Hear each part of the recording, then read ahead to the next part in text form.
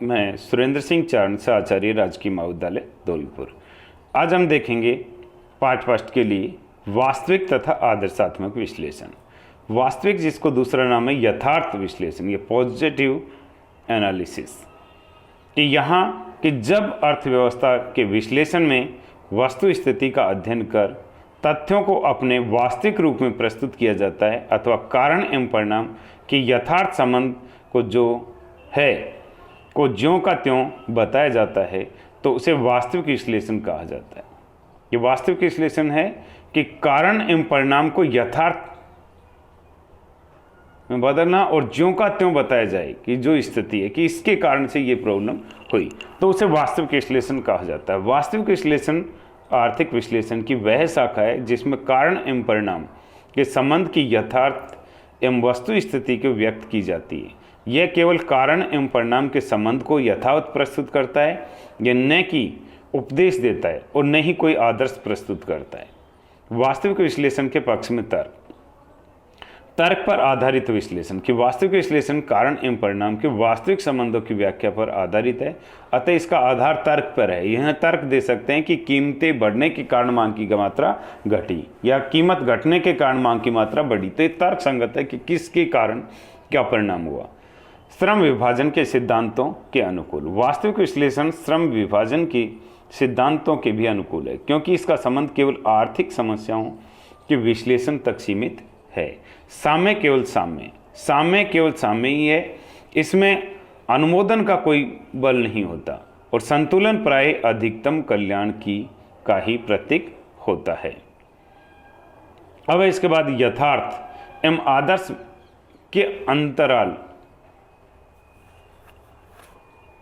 यथार्थ एवं आदर्श दोनों ही अंतराल को पाटना यानी बताना, अलग अलग बताना, पाटना कठिन है, प्राय यह असंभव होता है। अतः अर्थशास्त्री को वास्तविक विश्लेषण तक ही सीमित रहना होगा, अन्यथा यह आर्थिक सिद्धांतों के विकास में बाधक बन सकता है। उद्देश्य पूर्व निर्धारित कि अर्थशास्त्र का उद्देश्य कारण एवं परिणाम के संबंध को यथावत व्याख्या करना होता है। अगर ऐसी स्थिति में उपदेश या आदर्श की बात आती है तो ऐसे विश्लेषण उसके क्षेत्र को उल्लंघन है। भ्रम का भय, वास्तविक विश्लेषण तो वस्तु स्थिति का अध्ययन है, जबकि आदर्शात्मक विश्लेषण उपदेशात्मक एवं परामर्शदात्मक है, क्या है और क्या होना चाहिए। अगर इन दोनों दृष्टिकोणों को एक साथ मिला दें तो भ्रम पैदा हो जाएगा, क्योंकि एक में तर्क है और दूसरे में भावुकता, दोनों ही सम्मिश्रण पाया जाता है। अब है आदर्शात्मक विश्लेषण। आदर्शात्मक विश्लेषण का अभिप्राय है कि यह आर्थिक विश्लेषण की वह शाखा है जिसमें क्या होना चाहिए का आदर्श प्रस्तुत किया जाता है। यह कारण परिणाम के संबंधों को उचित, अनुचित, वांछनीय एवं अनवांछनीय तथा अच्छे बुरे का भेद बताता है। यानी वहाँ जो कह रहे हैं कि केवल कारण परिणाम की बात करता है, यहाँ कारण परिणाम है पर वो साथ में अच्छा है या बुरा है, वांछनीय अवांछनीय, तो इसके बारे में बताता है, उसको आदर्शात्मक विश्लेषण कहेंगे। इस प्रकार के आदर्शात्मक विश्लेषण की नीति प्रधान अथवा परामर्श प्रधान विश्लेषण है। यह वस्तु स्थिति के विश्लेषण के बाद उसके संबंध में निर्णय एवं उपदेश भी देता है। यह बताता है कि उसमें क्या दोष है और क्या यह कैसा होना चाहिए।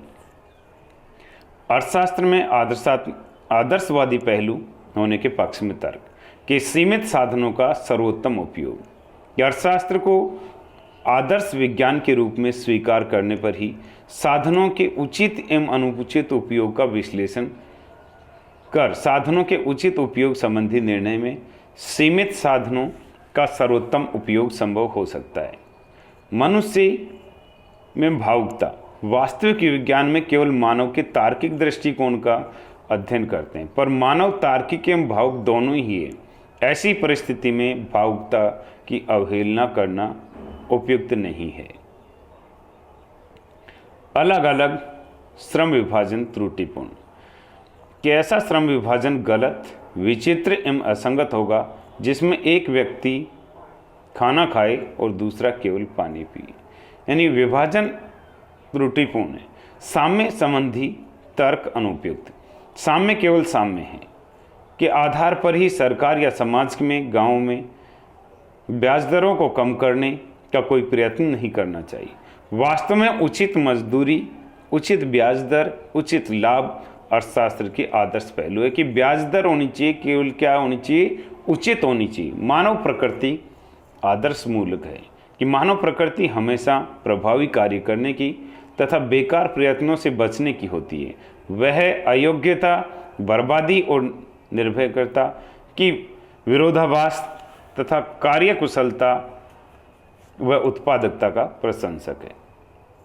आदर्शात्मक पहलू अर्थशास्त्र के विषय को रुचि एवं उपयोगी बनाता है कि अन्वेषकों या शोधकर्ताओं के समक्ष उद्देश्यों और आदर्शों आकर्षण अध्ययन को रुचिकर एवं उपयोगी बनाने में सहायक होता है। अर्थशास्त्र एक कल्याणवादी शास्त्र है।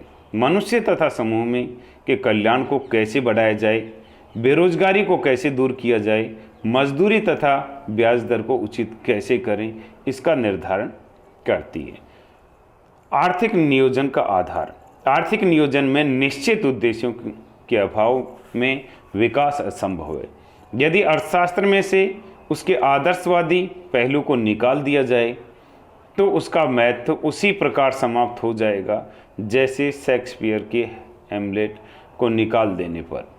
यथार्थवादी भी अर्थशास्त्र के आदर्शात्मक पहलू को अप्रत्यक्ष रूप से स्वीकार करते हैं। प्रोफेसर रॉबिन्सन जैसे अर्थशास्त्री भी, जिन्होंने अर्थशास्त्र को एक विशुद्ध वास्तविक विज्ञान माना, स्वयं अप्रत्यक्ष रूप से अर्थशास्त्र के आदर्श पहलू को स्वीकार करते हैं।